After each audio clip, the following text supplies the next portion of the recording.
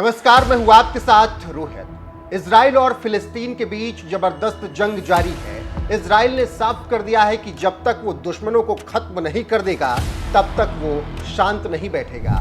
Israel के प्रधानमंत्री ने कहा है कि शुरू उन्होंने किया, खत्म हम करेंगे। इजराइल के जवाबी हमले के बाद हमास की हालत खस्ता है।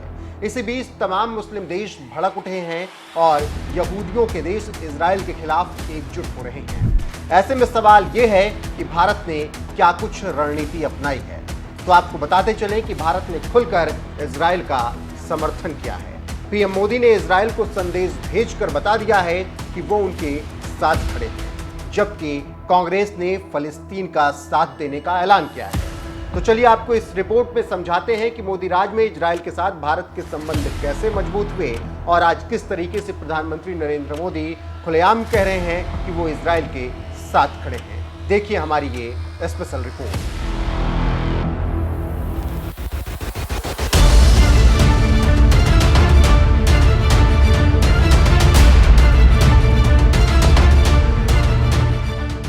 ये बात तो सब जानते हैं कि कांग्रेस सरकार के दौरान भारत का झुकाव इजराइल के बजाय फिलिस्तीन की तरफ रहा, लेकिन जब से मोदी सरकार सत्ता में आई, भारत की कूटनीतिक रवैये में बड़ा बदलाव आया और इस दौरान भारत और इजराइल के बीच कूटनीतिक रिश्ते इतने मजबूत हो गए कि बेंजामिन नेतन्याहू और पीएम मोदी दोनों एक दूसरे को अच्छा दोस्त मानने लगे। इस वक्त भारत और इजराइल दोनों एक दूसरे के पक्के दोस्त हैं।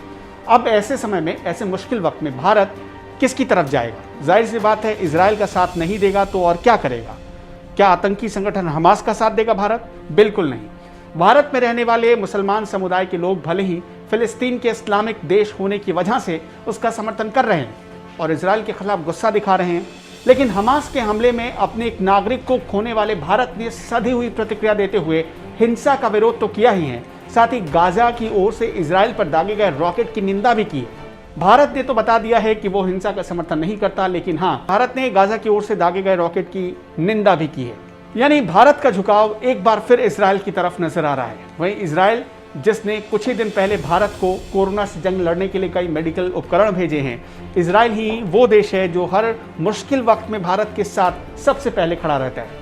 ऐसे में अगर इजराइल और फिलिस्तीन के बीच युद्ध हुआ तो ये माना जा रहा है कि भारत फिलिस्तीन के बजाय इजराइल का साथ देना पसंद करेगा। वैसे आपकी राय क्या है? भारत को किसका साथ देना चाहिए, इजराइल या फिलिस्तीन का? हमें कमेंट करके बता सकते हैं।